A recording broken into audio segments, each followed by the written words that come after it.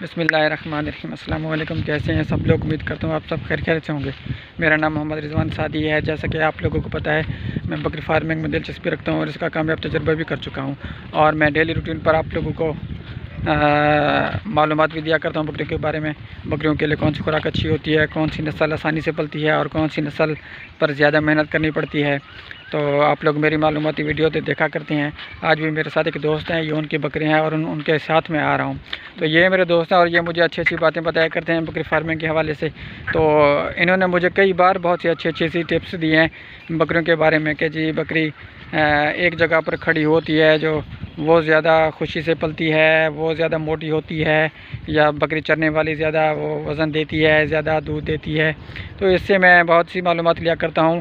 تو آج میں ان سے زیادہ باتیں نہیں کروں گا، اور اس کی ایک بات میں آپ لوگوں کو بتاتا چلتا ہوں، وہ یہ کہ جی ایک بار انہوں نے مجھے ایک اچھی بات بتائی تھی۔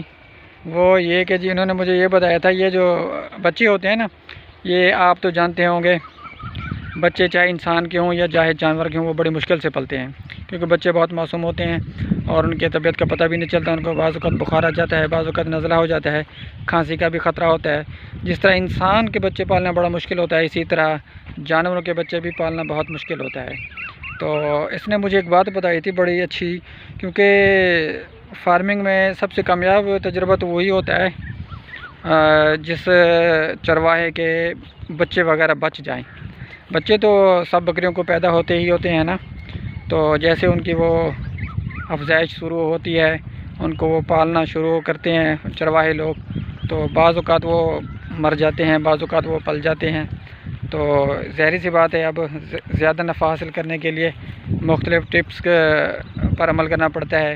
تجربہ کار لوگوں سے پوچھنا پڑتا ہے کہ جی بکریوں کے بچے زیادہ سے زیادہ بچانے کے لیے کون سے ٹپس اچھے ہوتے ہیں، یا کون سے وہ احتیاطی تدابیر وغیرہ ہوتی ہیں جس سے بچے بچ جائیں اور ہمیں زیادہ سے زیادہ نفع ہو۔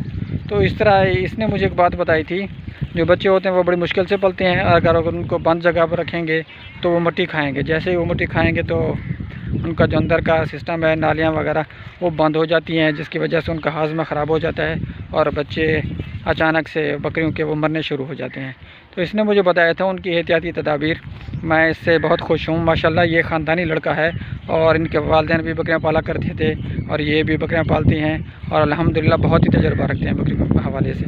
تو اس نے مجھے بتایا تھا، اگر آپ لوگ جس جگہ پر آپ لوگوں کی بکریاں کھڑی ہوتی ہیں، تو جس جگہ پر ان کے بچے ہوتے ہیں، جس پر ان کو کھڑا کرتے ہیں، سٹاک کرتے ہیں اپنے بچے وغیرہ بکریوں کے، تو وہاں پر جو ان کی دیواریں ہیں نا کچی، تو ان کے اوپر وہ گوبر لگا دیں نا، تو گوبر لگانے سے وہ ایسے ہوتا ہے کہ جو دیوار کور ہو جاتی ہے مٹی کی، اور جو بچے وغیرہ ہوا کرتے ہیں وہ جیسے ہی منہ مارتے ہیں مٹی کھانے کے لیے دیوار کے اوپر، تو ان کے منہ میں وہ مٹی نہیں جاتی بلکہ وہ گوبر چلی جاتی ہے، تو وہ خیر ان کے لیے نقصان دہ نہیں ہوا کرتی۔